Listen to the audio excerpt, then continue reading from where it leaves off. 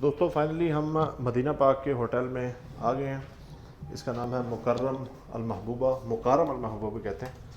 और ये हमने ओपन किया, सामान हम ऑलरेडी यहाँ रख के गए थे। और आपको दिखाते हैं कि ये होटल है और ये इसका कमरा है। 4 बेड है ये, ठीक है जी।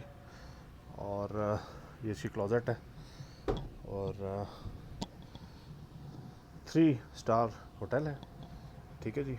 और ये एलईडी और फ़ोन की सहूलत भी यहाँ पे होगी, डेफिनेटली होगी जी, वो सामने, ठीक है जी।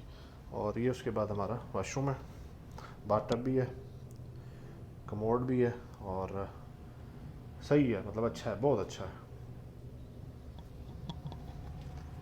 और ये मदीना पार्क से सिर्फ 150 मीटर के फासले पे है, ठीक है जी। ये आपका फ्रिज, ये आपकी बेन और ये आपका रूम। मुझे तो बहरहाल ये बहुत अच्छा लगा है, काफ़ी खुला रूम है, ठीक है जी। और बड़े मुनासिब रेट्स पे हमें मिला है बैरल, ठीक है जी। और मज़ीद जो इसके हवाले से अपडेट्स होंगी वो मैं आपको देता रहूँगा इंशाअल्लाह ताला।